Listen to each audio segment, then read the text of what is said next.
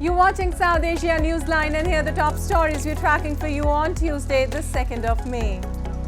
India gifts patrol vessel landing craft to Maldives to boost ties.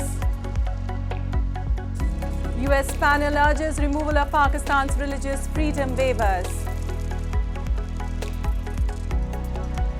And British royals choose Indian designers' designs for coronation.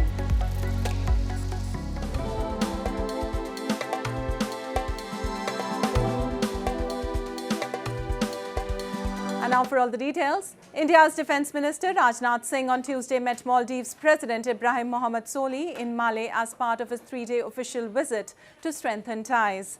The two leaders spoke of the long history of close cooperation, and the Maldivian president expressed gratitude for India's continued aid and support. Later in the day, Singh handed over offshore patrol vessel CGS Huravi and a landing craft assault ship for the Maldivian National Defence Force. Apart from meeting his counterpart, he also held talks with Foreign Minister Abdullah Shahid. The visit is being seen as an effort by India to counter China's persistent efforts to expand its influence in the countries of the region. And the International Monetary Fund IMF has pinned its hopes on India for global economic revival as it continues to remain a relative bright spot in the world economy. The global lender, in its World Economic Outlook report, has predicted that India's GDP would grow 5.9% this year. Global output growth is projected by the IMF to slow to 2.8% in 2023. Though growth in the rest of Asia is also likely to bottom out in 2023, IMF head for Asia Pacific Krishna Srinivasan has said China and India will be key drivers in Asian economy with an expansion of 5.2% and 5.9% respectively. Asia's economy is expected to contribute around 70% of global growth, the IMF said, upgrading its forecast by 0.3 of a percentage point from October. It means that Asia and Pacific is driving global growth. The countries in the region are combined to account for about 70% of global growth in 2023. This is a much larger share than we've seen in the past few years. And just two countries, India and China, account for about 50% of global growth. Well, a US government panel has called for removal of waivers given to Pakistan that allows the South Asian nation to avoid consequences for violations of religious freedom.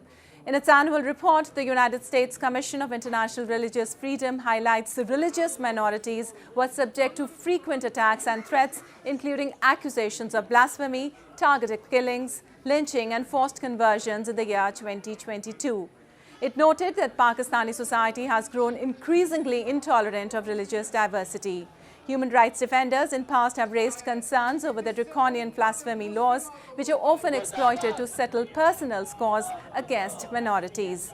While Pakistan's constitution nominally protects religious freedom, activists blame Pakistan of discriminating against its non-Muslim minorities and Ahmadiyas by maintaining laws that restrict freedom of religion or beliefs.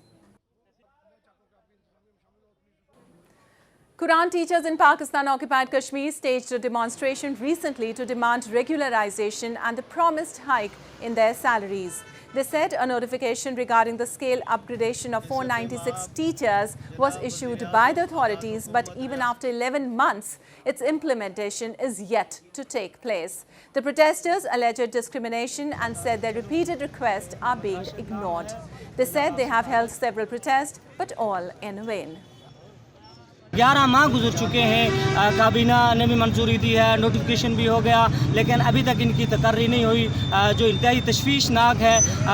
इश्तिहार आया लेकिन अदालत आलिया ने उसको मनसूख कर दिया। हम अदालत आलिया से मुअज़्ज़ज़ जजेस से ये इस्तदा करते हैं कि खुदारा इन 496 मालिम कुरान की बहाली के लिए जो फ़ैसला वो जल्द किया जाए। Well, Afghanistan's acting Foreign Minister Amir Khan Muttaqi will travel to Pakistan next week to meet with the foreign ministers of Pakistan and China after the United Nations Security Council Committee agreed to allow the Taliban leader to travel. Muttaqi has been under Security Council sanctions, which has imposed a travel ban as it frees an arms embargo. The development came after Pakistan's UN mission requested an exemption for Muttaqi to travel between May 6th to 9th. It, however, did not say what the ministers would discuss. On Monday, UN Chief Antonio Guterres also held a closed-door meeting of special envoys on Afghanistan in Doha to discuss issues such as women's rights and countering terrorism. The world body has said it should not be seen as a step towards formal recognition of Taliban.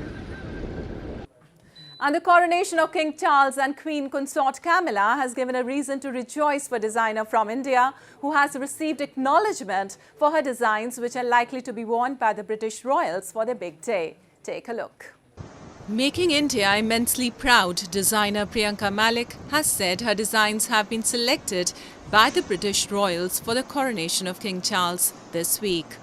The young designer from West Bengal state has designed a beautiful red dress for the Queen Consort Camila and a brooch for the king with a signature butterfly input expected to be worn for their big day.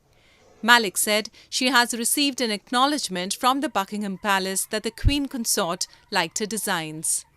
Seeing them the dress design first on about October 22nd, and after that they are appreciated on my designs and they are selected, and after that they are saying me for sending some of designs for the king, and I was sent brooch design, and it was I'm thrilled to know that it was also get selected and they are appreciated on my designs. Malik said she will virtually attend the ceremony to be held at the Westminster Abbey on 6th of May, according to the reports.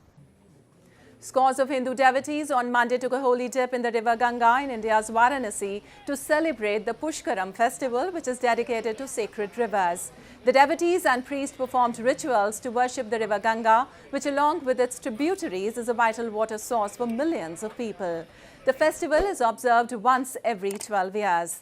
The Ganga originates from the western Himalayas and flows south and east through North India and then enters Bangladesh. It is Hinduism's most sacred river, and the faithful believe that bathing in its waters can absolve people of their sins. अप्रैल 22 में अभी मेष राशि में जब प्रवेश हुआ तब से ये शुरू हो गया गंगा पुष्कर। अभी शुरू होने से क्या हुआ, हम लोग पूरा आकर उनके पास सार्ध त्रिकोटि देवता भी आता। Well, that's all in tonight's edition. We'll see you same time tomorrow.